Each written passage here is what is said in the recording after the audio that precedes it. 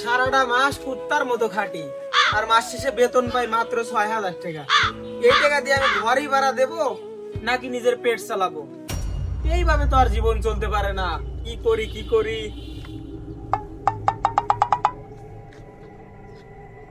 Idea.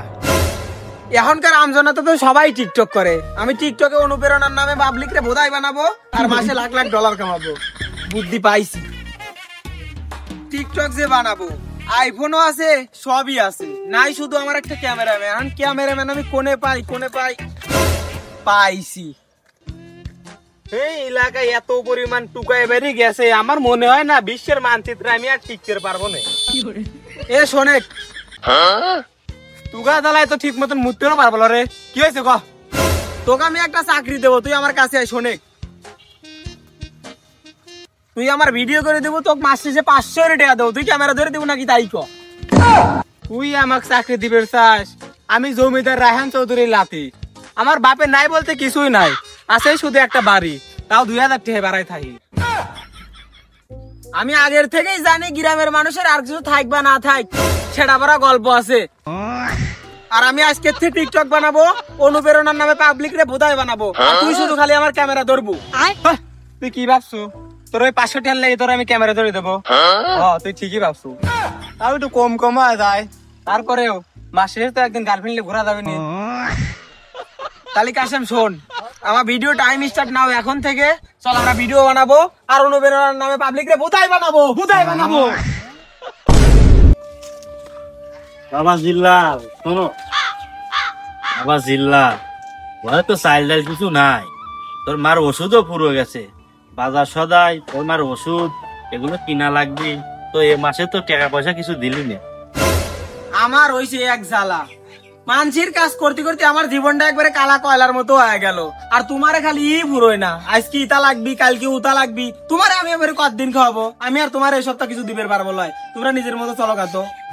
এ বাপ, তুই আমার কথা কইস না, আমরা দুজন বুড়ো বুড়ি, আমাকে কাম কাজ করে খাওয়ার মতো শক্তি আছে গায়ে, আর তুই আমার একমাত্র সওয়াল। তুই যদি না দিস আমার শেষ বয়সে দেখবি কিটা?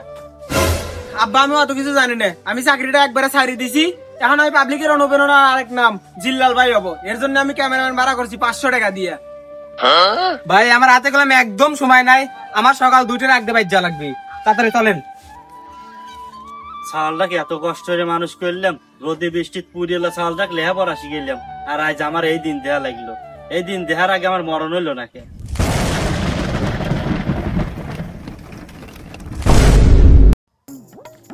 সবকিছুই ভাই ঠিক আছে। ১২৮টি ভিডিও ছাড়ার পরেও একটা ভিডিওতে ১০০ বিমান নিয়ে পেল না। তুমি আর লেয়ারের টিকটকার শালার, আমি তো পুরাই টাস্টি খেয়ে গেলাম রে। বিষয়টা কেমন যেন সুদলিং ফং হয়ে গেল। আমার কাছে একখান বুদ্ধি আছে, এটা করলে ১০০ ভাইরাল হবো। শালা মুত পেয়ে গেলে বুঝতে পারিস না যে তোর মুত পড়তেছে নাকি পানি পড়তেছে? তোর মাথায় কোন বুদ্ধি আসি? মানলাম আমি একটু পাগল আছি, আর পাগলামি করার লাইসেন্স কলম আমার আছে, আর মুত আর পানির পার্থক্য কলম আমি ভালো করে বুঝি। তোর ওই পাগলামি কতদিন চলবি রে? যতদিন তোর ওই টিকটক চলতে থাকবি, অতদিন আবার ওই পাগলামি চলতেই থাকবি। শালা কামের বেলায় না এই ভাও পেশালের মাতব্বর। ক্যামেরা দ্বারা একটা ভিডিও বানাবো, অনুপ্রেরণা দেবো পাবলিকে। তোর অনুপ্রেরণা দিতে গিয়ে হয়েছি সমালোচনার শিকার। টিকটক যদি ভাইরাল না হয়, টিকটকের কোম্পানিকে করে দেবো একবারে সুদলিং।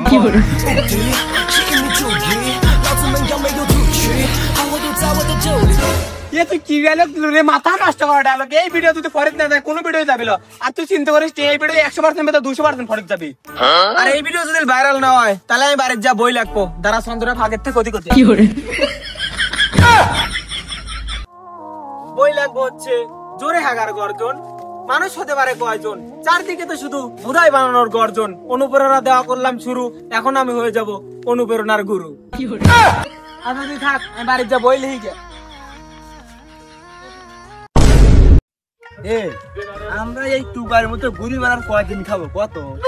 কে যতদিন মুখ আছে ততদিন চাপাবাজি করে বেড়া খাবো। এ শালা, তোর তো বড় লাগার কোনো ইচ্ছে না।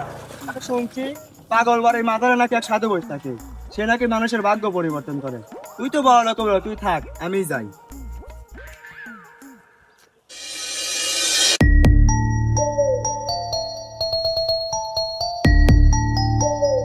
সাধু বাবা, আমি তো আপনার কাছে বড় বিপদে পড়ে আইছি। আমি সারাদিন ঘুরে বেড়াই, কোনো কাজ কাম করি না। আর আপনি যদি আমার ভাগ্যটা পরিবর্তন করে দিতে পারেন।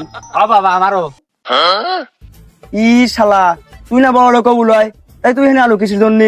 শালা তুই কি একাই বড় লোক হবু, আর আমি কি সারা জীবন গরিবই থেকে দেবো নাকি? শান্তি বল, তোরা কি কারণে এসেছিস?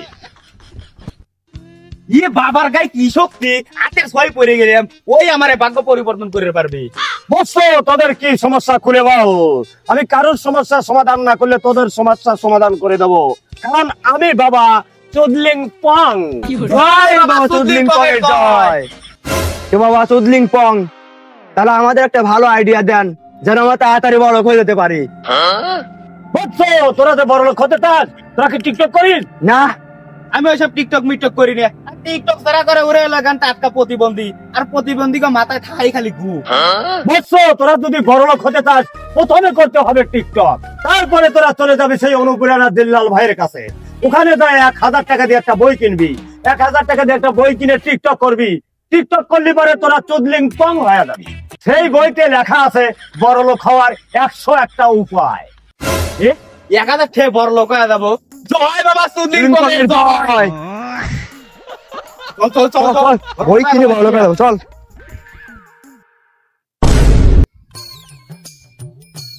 ইস, কি জঘন্য ভিডিও, ফাফেক সুদা ভিডিও, এইসব ফালতু ভিডিও ভাইরাল হয়, কিন্তু আমার জিল্লাল ভাইয়ের ভিডিও ভাইরাল হচ্ছে না। এত সুন্দর সে ভিডিও বানায়, অনুপ্রেরণার নামে পাবলিকে গোদায় বানা ছাড়ি দিচ্ছে, তার ভিডিও ভাইরাল হয় না। ইস, কি রে, আমার জিল্লাল ভাই না, দেখি আইডির ভিতর ঢুকে দেখি। আমার জিল্লাল ভাই ভিডিও ভাইরাল হয়েছে, কাম হয়েছে। ও বিল্লাল ভাই ভিডিও ভাইরাল হয়েছে। ও যাই হোক, ভিডিও তো ভাইরাল হয়েছে, আর বেতনটাও তাহলে মনে বাড়বি না। 500 জায়গাতে 1000 করবে, আর 1000 করলি বেরে গার্লফ্রেন্ড নিয়ে 2 বের ঘুরে পারবো না। বাহ, যাই যাক, অবশেষে আমার জোরে হাগার গর্জন বইটা কমপ্লিট। ও জিল্লাল ভাই, কিরে কাসেম ডাকিস কে, কি হয়েছে? আপনার ওই অনুপ্রেরণার ভিডিওটা টিকটক ফেসবুকে ঝড় তুলে লাইছে। হ্যাঁ বলিস কি? তাহলে তো আমার জোরে হাগার গর্জন বইটা লাগে একবারে সার্থক। পারলি পারে আমি এখন আমার গায়ের জামা বেচবো, প্রয়োজনে গাছের সব পাতা বেচলে আমি বড়লোক হবো। চলে রাস্তায় বাইরে হই, তারপর আমরা বিষয়টা দেখতেছি। জোরে হাগার গর্জন।